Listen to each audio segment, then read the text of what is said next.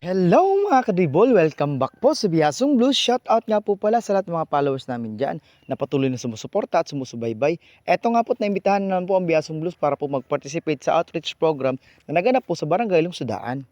Maraming salamat nga po pala sa Good Vibes na panay po nag-i-invite po sa amin para maituloy po yung advokasya namin para po sa ating mga kabataan para maiwas po sila sa mga bisyo at mga gadget.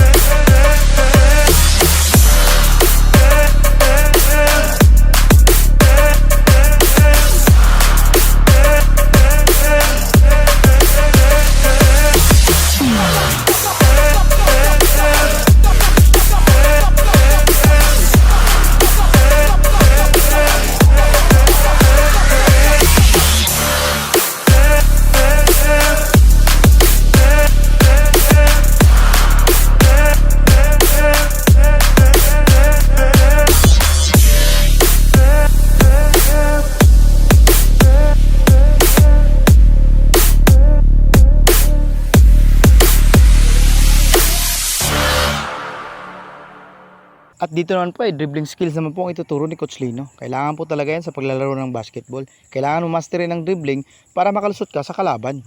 Yung iba nga may na-master yung pambobola para makalusot sa asawa. Ano ka man ka-dribble? Uy, binubulgar mo naman kami. Po tarage.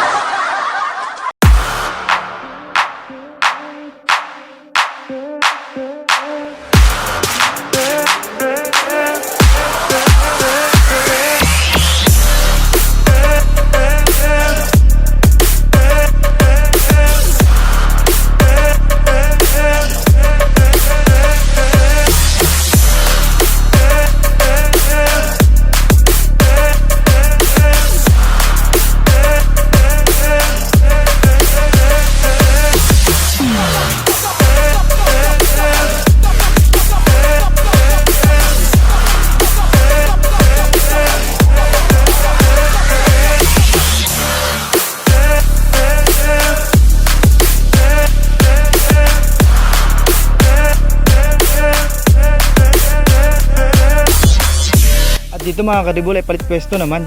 Yung nagdala ng bola kanina ay siya naman po magdi-dribble. Yung nag-dribble kanina ay siya naman po magdadala ng bola.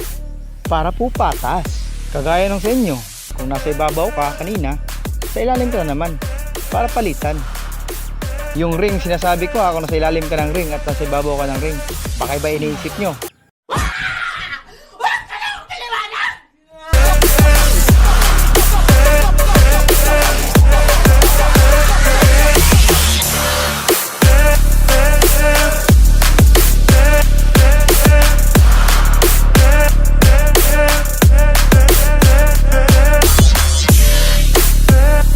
Dito nga mga kadribol ay behind the back dribbling naman po ang ituturo ni Coach Lino.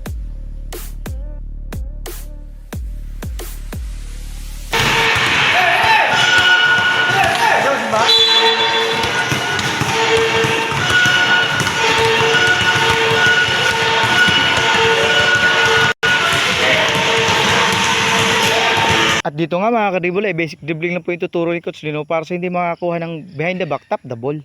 Para po talaga lahat ay maturuan. Kasi di naman pwede nating baliwalayin yung potential ng bata. Baka mamaya late bloomer lang yan. Baka mas magaling pa nga yan pag nagkataon. Kaya sa pagtuturo, kailangan ay pantay-pantay. Kaya kung gusto mong gumaling sa isang bagay, kailangan mo pagsumikapan. Dahil nasa dulo ang tagumpay. Dahil wala namang pinanganak na magaling na agad. Si Kobe nga naging superstar na, bumabalik pa rin sa basic. Tayo pa kaya? Maging si Michael Jordan ay ganun din ang ginawa. Ilang beses muna siyang nadapa bago niya nagawa kung ano mang kinatatayuan niya ngayon.